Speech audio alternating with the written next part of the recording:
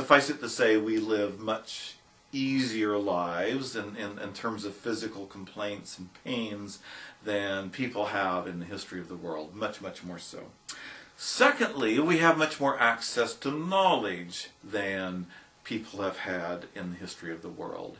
Of course, I'm talking about the internet and smartphones and all of that, various websites, but even aside from that, the libraries that we can go to, the books that are available to us, the capacity to read and write itself.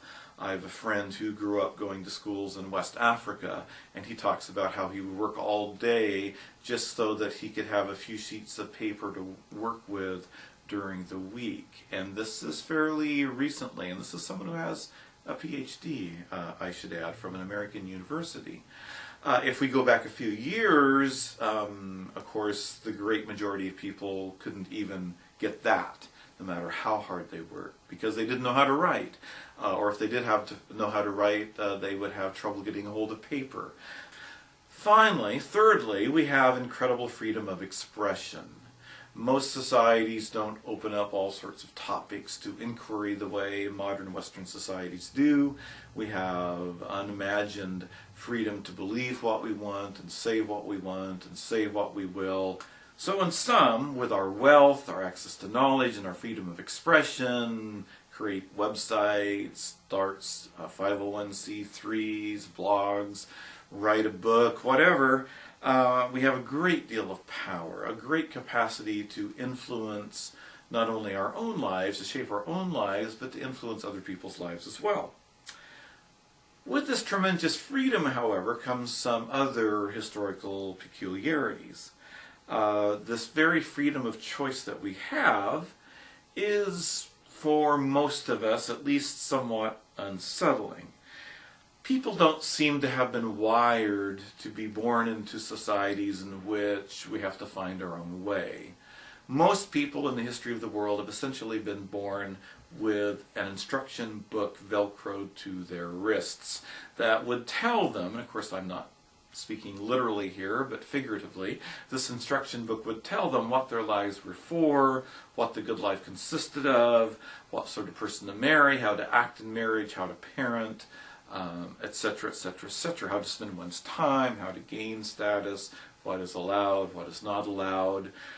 For us, in the modern Western world, all of this must be, or much of it at least, must be worked out on a sort of ad hoc basis. We are free from a lot of physical wants, and we are free from a lot of cultural constraints, but that very freedom itself can be disorienting. Scholars tell us that when people have 6 breakfast cereals to choose from, they like it. When they have 600, that's a bit much. We're afraid of missing something, of making a mistake. So, as you might suspect, what I'm headed toward here in a lecture that's entitled What History is For, is an argument that history can be useful in figuring out what we should do with ourselves, collectively and individually. I would argue that we have to sort out this problem of what our lives are for, a problem that we're not wired to figure out, a problem that our great-great-grandparents, or maybe even our grandparents, didn't much wrestle with. We have to work this out through reflection and action. We have to work this out through a combination of experience and intellectual knowledge, observation and reflection. History is, of course, useful in this because it's a way of multiplying our experiences. It's a way of being in more than one era at the same time. It, again, multiplies our lives, multiplies our experiences. There's a reason why politicians, people who are trying to win elections, and people who are generals, people who are trying to win battles, take history seriously, because they want to multiply their experiences. They want a sense of what has worked in these particular endeavors. Now, we may use history for these very particular purposes. Most of us, all of us in fact, should also be using history to understand this broader question of why are we here? What are our lives for? My point is that this is the sort of work I think that we have to undertake because we no longer have a common understanding of what life is for. We can certainly join a group that will give us a very detailed and sometimes a very rigid instruction book for what we should be doing. But my point is, in modern American society, we have a choice of whether to join that group or not, and we have a choice of whether to stay in that group or not. So even if you belong to such a group, you are choosing to, in a way that your great-great-great-great-grandparents did not choose to be part of their society. There was no real alternative to the society that they lived in. That's not our world. We have choices, so our choices, it seems to me, ought to be informed. As we make those choices, as we learn about life, I would offer two caveats for you. One is passed along by the neo-Orthodox theologian Reinhold Niebuhr, who many years ago argued, which of course many modern people would disagree with, but he argued that there is a truth. His caveat, though, was that humans would never understand that truth. So in other words, if we take the sum total of our beliefs, we could be sure that some of our very deeply held beliefs were in fact wrong. And some were right, or at least close to right. But none of us knew for sure which ones were right, of course, or which ones were wrong. So we are called upon, Niebuhr would argue, to live by what we have learned with the knowledge that our knowledge is incomplete, and sometimes very incomplete, or just plain wrong.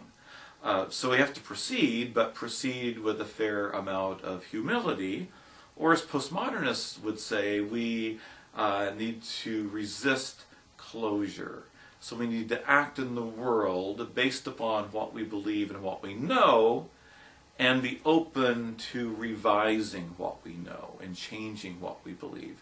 Very difficult, I think, to do these things at the same time, but also very necessary. So we need to act, but act with humility and with respect to other points of view, realizing that we are apt to take some of those on ourselves. We should, in fact, expect to change our minds over some important beliefs and principles and ideas as we move along.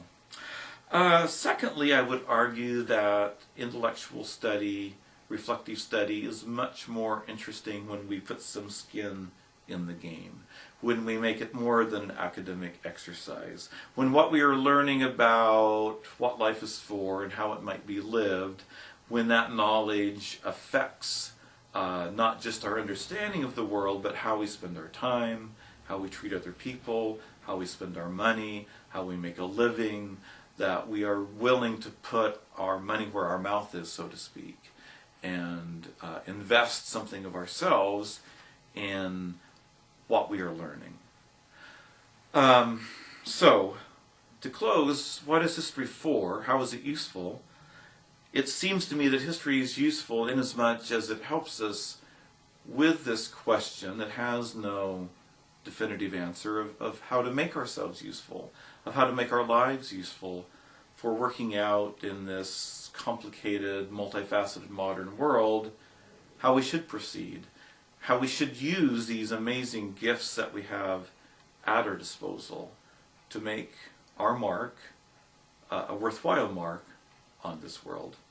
So I look forward to taking that journey with you, and look forward to learning from you something about that also. Thank you.